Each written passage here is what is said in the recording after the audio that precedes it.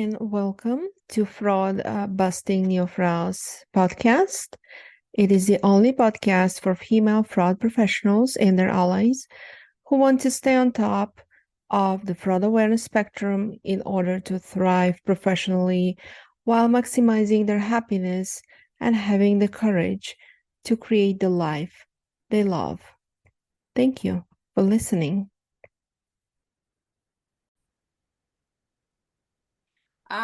Hi, everyone, and welcome to this new episode of the New Fraus podcast. I'm Olga, and I'll be your host today.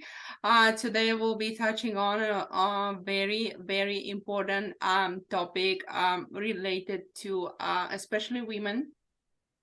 And for that, I have a special guest today, Shannelle Vogt.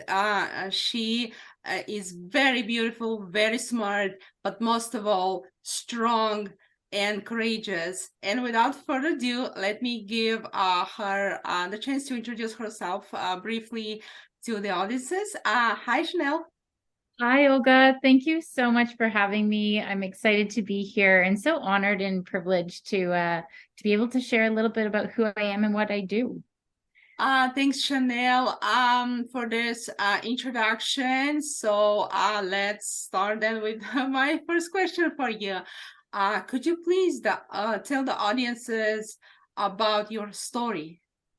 Yeah. So way long time ago, when I was early teens into my early 20s, I actually won Miss Canada, and it was the Miss Wow. Canada, Miss Canada Globe franchise. And through that pageant, I really learned how to step into my power of who I was as a young woman. And it was really inspirational, really encouraging. And at times it was challenging. And one of those times that was challenging was the fact that I was at an age where a lot of the girls in the pageant and a lot of my friends were getting involved in relationships, and I hadn't had one yet. So during the Miss Canada pageant, I ended up meeting someone, and I had gone through a really horrible time learning how to be in a relationship. There were ups and downs, of course. I wouldn't have stayed if there weren't great things about who he was and what we were building. But at the end of the day, and to not really go too deep into it, I ended up going through domestic violence. And there was a lot of things that happened. And kind of just to recap all of it, because we could be here all day. I went through physical, emotional, and verbal abuse. There was sexual abuse. There was financial abuse, to the point where I didn't have any access to my funds whenever I got paid. I went to the bank, I cashed everything, gave it to him. I had $20 in my account, and that was what was my emergency fund. I was also isolated away from all my family and friends for several points during the 5 years that we were together. And then nearing to the end, when I had gone in and out and kind of rolled through the cycle of leaving and coming back and leaving and coming back, because you're conditioned to feel like you're not worth anything to anybody else. You're told that. The condition was just to crawl back and just to pursue him, right? As to be the woman who is to be cared for, loved, and pursued. So I learned that pursuing someone, that was the only way they would stick around. So through that relationship, we tried to work things out. We had gone through a long break. The police were involved. My parents were involved. And then finally we came back. I went to school, got into a university on a full scholarship. Life was looking great. And then, of course, I was trying to keep this relationship going in a healthier way. But it came to a point where he's just like, well, I think your university's too far. I think it's time we just get married and we start a family. So that's what we did. After a year, I ended up having a son, and I was pregnant with my daughter. We were living on our own. We did have like a sublet, so like there was people living underneath us. But the abuse continued to escalate, especially because now I was just living with him, and we had kids, and we both were working. So just to kind of make a long story short, one day it gotten so bad and we can share the documentary that shares my story into more detail. Yeah. It's called Fault Lines. But at the end of the day, I realized I can't keep living my life like this. There is something in me that is not allowing my voice to be heard. I feel so low. I feel so shallow, and I don't want my kids to live this life. So there was a big, how I left was it was almost magical, because I didn't know if it would be safe for me to leave. It was a very dangerous situation. But that's what happened. And I've taken the last 11 years now to overcome that, to heal from it, and to raise my kids knowing that we have a powerful voice, and we have to take that back, and we have to keep that voice protected. And how do we do that? We do that by being strong and being brave and being courageous in every situation that comes our way. Well, thanks so much, Shannelle, for sharing those details about your story. I am sure the audiences will learn a lot, from, and perhaps some of them could even relate, to similar circumstances, which are unfortunate. And thanks so much for advising the audiences, to be courageous in those types of difficult moments. But let me ask you this question. You've written a book, helping kids. Is that right? Yeah. So I've written a book. I actually wrote this book with my kids. There was one night where I had like the first couple pages written. I love poems. I love the rhythm of words. I always have. And so I wrote this book, and I was like, hey, kids, look what I'm doing. And it was really a story about how I have shared my kids with them. It's called Where Is My Daddy? Because I left when my son was only 9 months old and pregnant with my daughter, my kids don't know their father. And through the 5 different court cases between criminal and family court, by the end of 5 years later, they still never had seen him. He just did not want to be a part of their lives. He made that decision very clear in the courtrooms. So it's been a struggle in order to approach your kids, especially knowing that there is no father figure. And I haven't remarried. I have dated a couple people in between, but been very, very careful as to who comes into my family, because it's so important. I have to keep us all safe. And I think one of the things that this book helps is to help the parent answer that tough question. And we know that there's so many different reasons out there why a parent may not be a part of their lives. They could have passed away. So that's an option that we bring up in the story. They may be away at war, and maybe they haven't seen their parent very much because they're in another country a lot, or every 6 months they're somewhere different. They're not living home. And then sometimes a dad doesn't know what to do because some dads don't feel they're equipped. And then I didn't want to put dads down, right? So I just wanted to say, and some dads don't know what to do. And some, there's just 4 different reasons why a dad may not be there. So it doesn't fully tell them the reason. It just gives them, these are some reasons that they're not there, and very truthful reasons. And then at the end of the day, at the end of the book, it has, these 3 characters, myself and my 2 kids, which are mice. And we're sitting on a couch, and we're going through our picture book, and we're talking about the positive men that are in our life. And I think that's the big message here, is that you can get so much hurt and trauma from a man in your life, or whether or a partner, I should just say a partner, anyone, or a father or a parent, right? You can have that kind of trauma, but it's really important that we don't instill those fears or those traumas into our children. And so we really have to take the time to realize that there are some really wonderful people out there that are in our lives. And so that's what this book really shares. It shares some reasons why a father or a parent may not be in their life, but it also confirms the importance of some other types of role models that are in our life. Wow, that's definitely very, very interesting and important. what you just described. And thanks so much for being so courageous, not only going through this difficult time in your life, but also thinking of how to help others by writing this book and together with your kids. That I think that's amazing, and I hope that the audiences will enjoy listening to our conversation, but also checking the link that I'll share on the episode page for them to be able to purchase your book. And you're also writing a book about your stories, is that right? Yes, so I've been writing a memoir for quite some time, and I'll tell you a little story about it, the background. So when I decided to leave and I went, going through criminal court and everything, it was about 8 months later, I decided to re-enroll back into school, back into university, and pick up where I left off.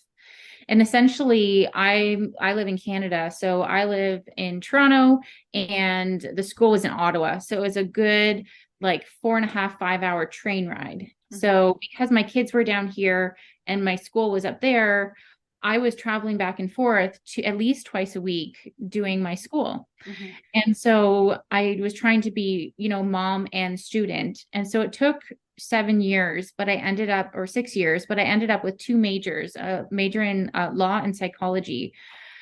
And during the travel time to and from, I started journaling, and this journaling was a part of my healing. It was just trying to figure out what I had gone through and to figure out how to move forward. And as I was writing it out, I was like, know what? There's so much information here. This is totally my story. I have this feeling inside that I am going to write it, I'm going to publish it, and I'm going to share my story with the world. And it's because I have found so much faith and healing that I see some of my friends or people that I've met who have gone through so much. And even though they're strong and resilient, they still feel very let down from that moment. And I really want to share the importance of seeing that light and moving people forward into a positive and happy, healthy life. And if possible. Wow, that's amazing. Thanks so much for sharing that, and I can't wait for this book to be released. And I hope we can even do a comeback episode about it in the future. I think that'd be wonderful and very valuable for the listeners out there who might relate to similar type of moments in their life and learn from your experiences how to have the courage to overcome those and turn all the bad into brighter future. And touching on the brighter future, I know that you're working on a pageant. Is that right? Yes. So that beautiful experience that I had way back in the day when I was younger, I have decided, I always had it in my heart to create a new pageant, and a pageant that really stood for the foundations that I believed in. Even though the pageant I experienced was great and it was wonderful, there were certain things about that pageant, certain stereotypes that I felt as a woman, as a young woman, as a someone who really grew up conservatively almost, that there were some things that weren't in alignment with who I was. And I thought there's got to be a way. And since my experience overcoming domestic violence and raising my kids on my own, I was like, why not help other women build a platform to have a pageant, to have that empowering experience, but do it in a way that you're enabling people to use their stories to help them share their stories so that they can inspire other women. Because I truly believe that everyone has a story, and it doesn't have to be a sad story. It doesn't have to be a traumatic story. It could be an exciting, beautiful story. It could be a story like yours, how you came from a different country and then you're now here and you've traveled the world and you've been able to experience different places, different things. We all learn from each other. Mhm. And so I really truly believe that every woman coming into this pageant, every teenager, every young woman is going to allow themselves or give them this beautiful experience of teaching them how to be courageous and share their story, and knowing that they are worth so much and their stories are worth so much because they really could change the life of somebody else. Mhm. Mhm. That's amazing. That's so beautiful. The way how you described it, and thank you so much for working on something like this. That is wonderful. I cannot wait again, to be able to share with the world, a little bit of more details about your project. And touching on your projects, who is Michaela? Oh my gosh. So it's so interesting. So I was watching this girl on social media and the amazing work that she's doing in Utah, USA. And over the course of several months, I was just kind of gauging and being like, this girl is powerful. There is something here about this woman. And then during the Domestic Violence Awareness Month last October, I was launching my documentary for the first time, and I had seen her on a social like TV show and sharing her story. And I was like, I have to get connected to this woman. I don't know how. I'm just going to reach out, and if she responds, then great. So we did. But we didn't actually connect until this January. So this is when I was launching another document, going into actually a master class that I was doing with somebody else and helping women overcome. So as I was promoting this master class, I was like, I really feel like now's the time to connect with Michaela. So I did. I connected to her. And at that point, I didn't know her name yet. I just knew, well, I knew from hearing a little bit, but I didn't remember what her name was. I just knew that she was the founder of Pretty Tough Ladies, which is an organization that helps people overcome so many different traumas. Domestic violence, mental health is really important in hers. She has so many wonderful things that she's experienced herself. And traumas that she's experienced where she's continuing and growing and healing from and sharing how to heal that from in other people's lives. So when we connected socially, it was like no more than like a couple days later, we had a FaceTime, and we were FaceTiming for hours because we're just like, there is just so much here that we can do together. So I jumped on a plane a couple months later. We are like the closest of friends. And I never met her in person yet. I just jumped on a plane and I was like, I'm coming to your house for a whole week.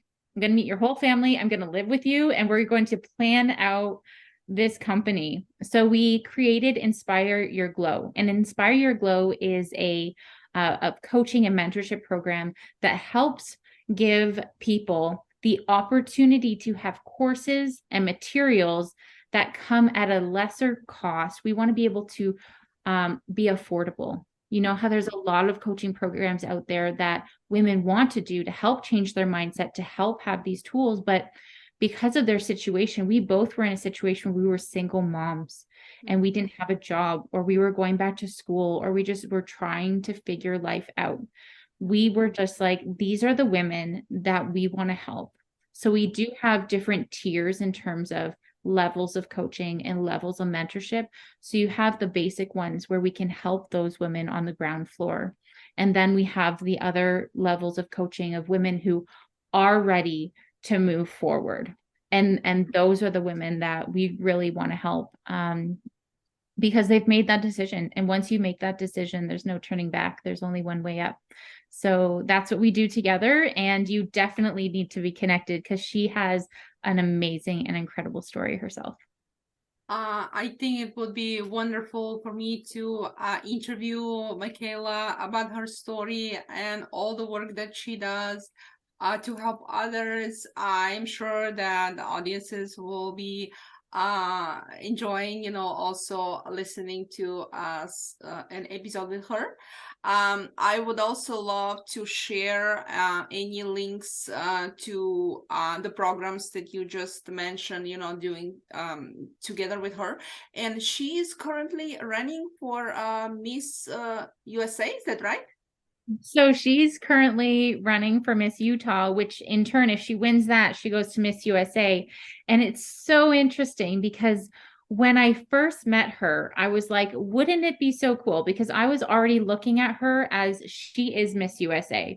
She is so fashionable, she's so glam, she's so me, but from USA. So I was already thinking, I'm Miss Canada. She's absolutely a Miss USA representative. So I was already like almost in a way manifesting this. She Yeah. wasn't applying before. And then after we had met and we were starting, it was as she had gotten accepted a week before I came out to Utah for this pageant. She's like, by the way, Shannelle, I just got accepted to run for like the Miss USA like pageant. And I was like, this is beyond cool. Like two pageant girls from two different countries coming together with similar stories to help empower women. And I was like, this is the platform that we're using to reach people. And we already know that it's powerful. So it's our purpose and our mission to keep doing what we're doing and building what we're building so that we can reach far across the world. Mm-hmm. Wow, that's amazing. Thanks so much for sharing all those stories, and I can't wait to interview Michaela as well. We wish her lots of luck and success in the meantime. Same as to you, keep writing, keep writing your book, keep doing what you're doing, and we'll keep, sharing with audiences about your future projects and current projects.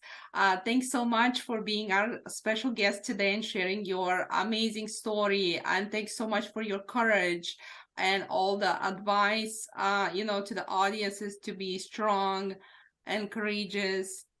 Anything else you'd like to add, by the way?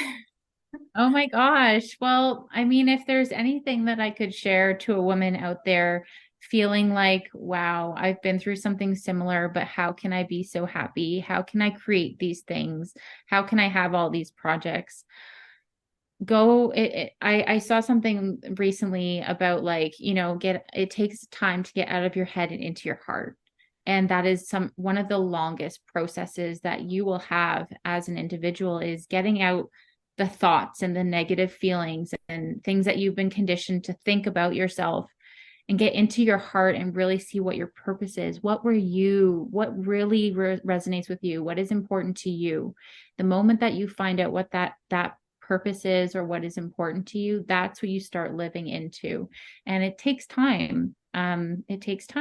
But you can do it. And I believe in you. And I know Olga believes in you. So, Yes. so I just want to be exactly. We just want to be encouraging and keep, searching for podcasts that like this one that can help inspire you every day. Thanks, Shannelle, for saying it so beautifully. And I hope that the listeners will appreciate that and will take your advice. Thank you one more time for being our special guest today. We will do a comeback for sure. And thanks everyone for listening. Stay healthy and happy.